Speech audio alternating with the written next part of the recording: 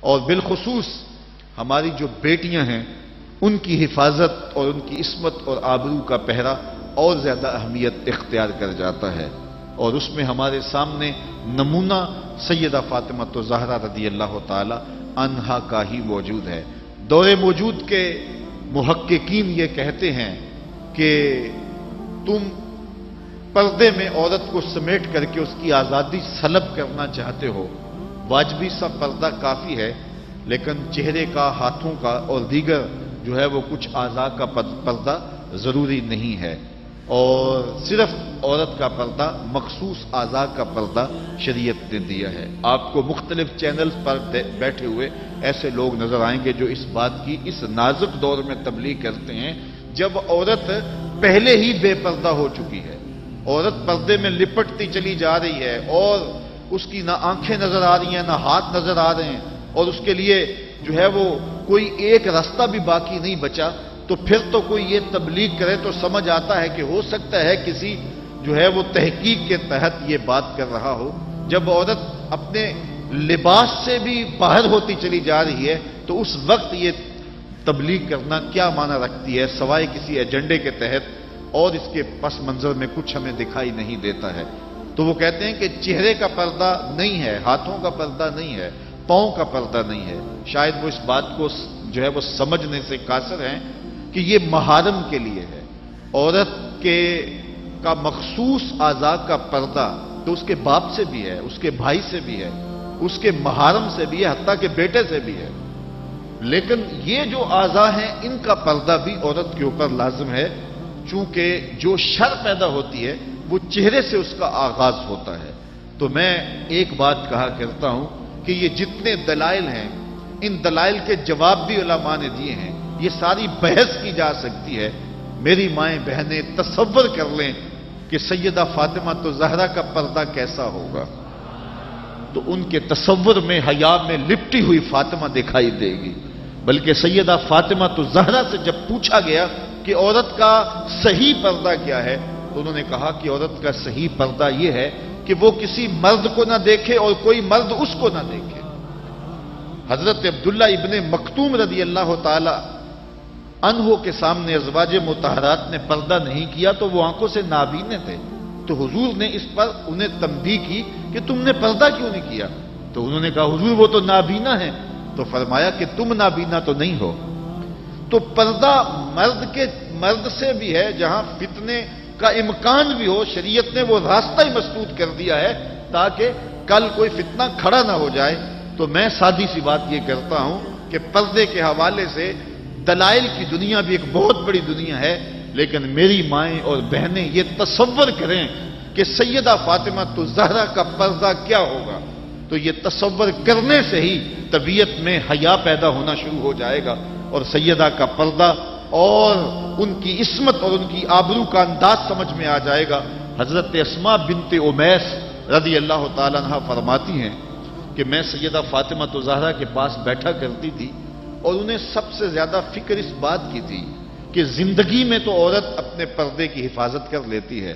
لیکن مرنے کے بعد جب پٹڑے پہ، چارپائی پہ اسے ڈالا جاتا ہے تو اس کا جسم جو ہے وہ جنبش کرتا ہے اور وہ مختار نہیں ہوتی ہے، تو اعضاء دکھائی بھی دیتے ہیں، اعضاء کی حیت بھی سمجھ میں آتی ہے، تو یہ بڑا مشکل لمحہ ہوگا جو مرنے کے بعد درپیش ہوتا ہے۔ تو فرماتی ہیں کہ میں نے انہیں کہا کہ جب حبشہ کی جانب ہجرت کی تھی تو میں بھی ان لوگوں میں شامل تھی، تو میں نے وہاں حبشہ میں دیکھا ہے کہ چارپائی کے چاروں پایوں کے ساتھ شاخ باندھ دیتے ہیں اور پھر ان کو درمیان میں جوڑ دیتے ہیں اور اس کے اوپر کپڑا ڈال دیتے ہیں اور یہ ایک ڈولی بن جاتی ہے۔ تو کہتی ہیں جب میں یہ بات بتائی تو سیدہ بہت زیادہ خوش ہوئی،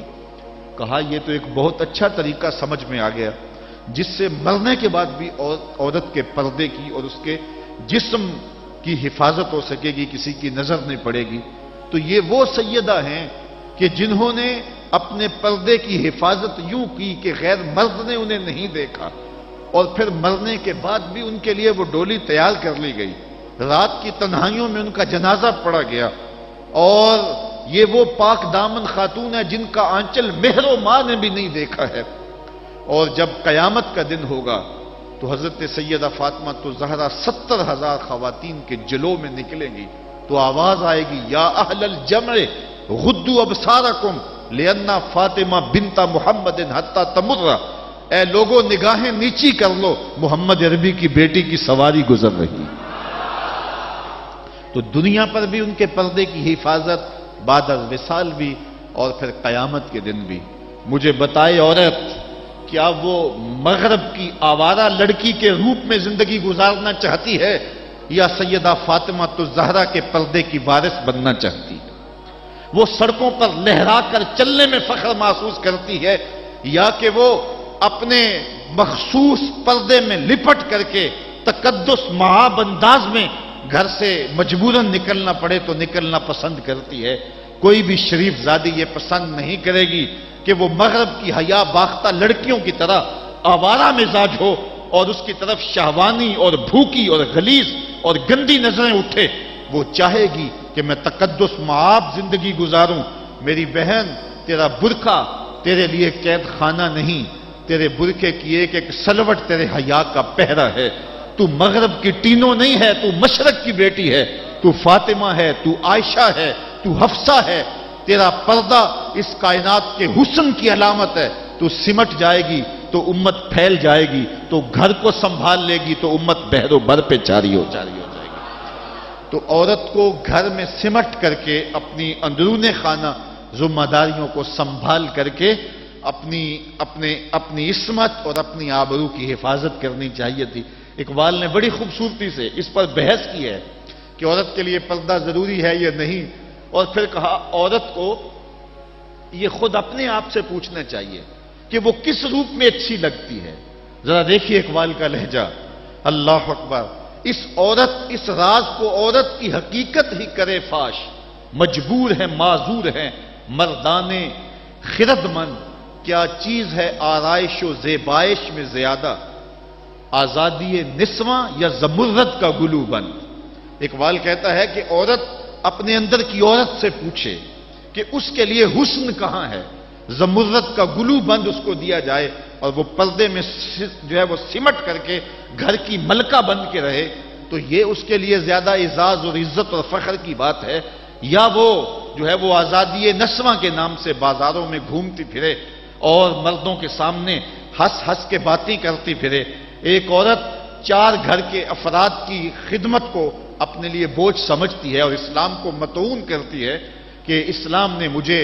جو ہے وہ پابند کر دیا ہے اور گھر کے اندر محدود کر دیا ہے، اور میں اتنے بچوں کی تربیت میرے کندھوں پہ ڈالتی ہے اور میں شوہر کی خدمت بھی کروں، بچوں کی خدمت بھی کروں، تو اسلام نے تو میرے اوپر بڑی پابندی لگا دی ہے، مجھے آزادی ملنی چاہیے۔ اور وہ عورت جو 4 بچوں کی خدمت اپنے لیے بوجھ سمجھتی ہے اور پھر وہ 300 مسافروں کو ہنس ہنس کے کبھی پانی پیش کرتی ہے، کبھی کھانا پیش کرتی ہے، 300 مسافروں کو ہنس ہنس کے مسکرا کے لہک لہک کے پانی پیش کرنا اور کھانا دینا، اور مختلف ذہنیتوں اور گندی سوچوں کے حاملین لوگ بھی اس طبقے میں موجود ہوتے ہیں اور ان کی شہوانی نظروں کا شکار ہونا، کیا عورت کے لیے یہ عزت ہے؟ یا عورت کے لیے یہ عزت ہے کہ گھر کی 4 دیواری میں سمٹ جائے اور تقدس ماحول کے اندر اپنے بچوں کی تربیت کرے؟ عورت کو جتنی ذمہ داریاں دی گئی ہیں وہ صرف ان کو سنبھال لے اور ان کے سنبھالنے کا حق ادا کر دے تو وہ ایک اچھے معاشرے کی تشکیل کی ضمانت بن جاتی ہے۔ سیدہ فاطمہ الزہرا رضی اللہ تعالی عنہا کا وجود ہمارے لیے ایک روشن، ایک منور اور ایک تابع جو ہے وہ وجود ہے،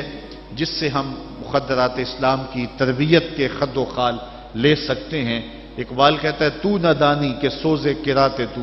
دیگر گوں کر تقدیر عمر را، میری بہن اگر تو بہن ہو کے قرآن پڑھے تو عمر کی تقدیر بدلتی ہے، اور اگر تو ماں ہو کے قرآن پڑھے تو بیٹا نیزے کی نوک پہ قرآن سناتا۔ کربلا کے تپتے ہوئے ریگزار میں پیاسا ہونے کے باوجود حضرت امام حسین جو باطل کے آگے ڈٹے ہوئے ہیں اور جھک نہیں رہے ہیں، اور 71 لاشیں کندھوں پہ اٹھا کے خیموں تک پہنچا چکے ہیں، پھر بھی استقامت کا کوہ گراں بنے ہوئے ہیں، یہ حسین ابن علی کا کمال تو دکھائی دیتا ہی دیتا ہے، لیکن ذرا غور کی آنکھ سے دیکھو پیچھے فاطمہ کے دودھ کا اثر دکھائی دیتا ہے۔ تو اگر مائیں پردے میں سمٹ جائیں،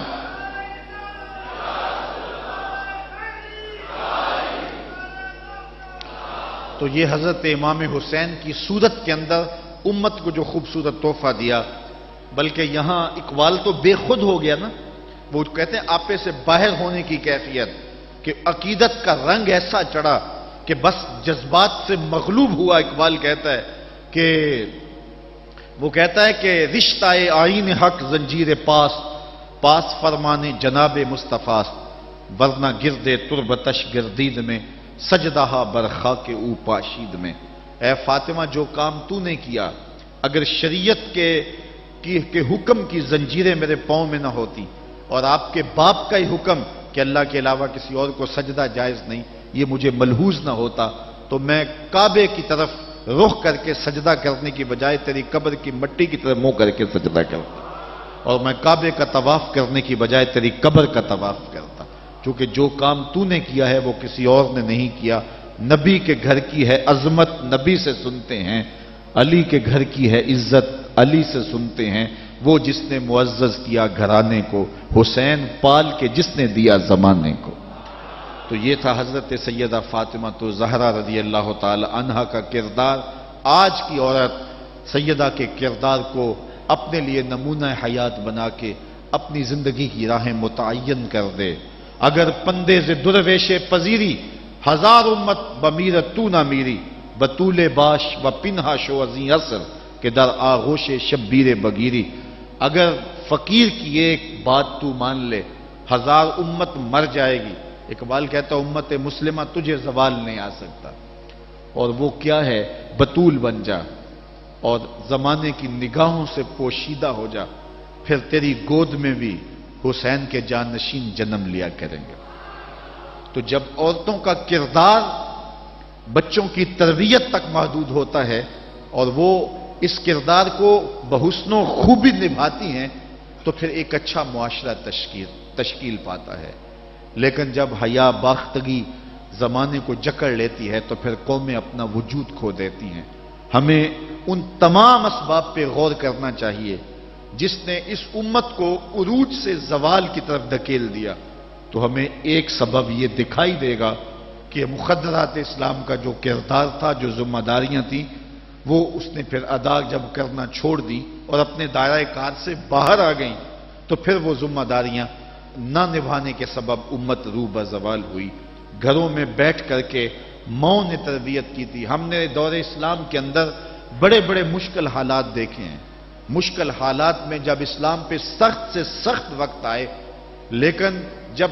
درگاہیں بند ہوں گی، جب خانقاہیں بند ہو گئیں، جب مدارس دینیاں بند ہو گئے، جب اذانوں پہ پابندی لگ گئی، جب بہت کچھ ہوا تھا، لیکن ماں کی گود کی درسگاہ تو کبھی بند نہیں نہ ہوتی ہے۔ تو ماؤں نے اس وقت دین کو زندہ رکھا۔ آج بھی ہمیں اسی طبقہ نساء سے امید ہے کہ یہ دوبارہ امت کی نہضت کے لیے جو ہے وہ ایک با ہمت کردار ادا کریں گی۔ اللہ تعالیٰ خواتین اسلام کو حضرت سیدہ پاک کے اسوہ نور کی روشنی میں اپنی زندگی گزارنے کی توفیق عطا فرمائے۔ یہ جو سال ہا سال کے بعد اور سال کے دوران بھی ان کا تذکرہ کیا جاتا ہے، تو فضائل کا باب بھی اپنی جگہ پہ، لیکن ہمیں ان کی زندگی بطور نمونہ اختیار کر کے ماؤں بہن اور بیٹیوں کو اپنی زندگیوں میں شامل کر لینی چاہیے، تاکہ جو ہے وہ اس سے روشنیاں اور اجالے زندگیوں میں شامل کر لیے جائیں۔ اللہ تعالیٰ اپنی خاص رحمتوں سے ہمیں مالا مال کرے اور اپنی خاص کرم نوازیوں سے ہم سب کو اپنی رحمتوں سے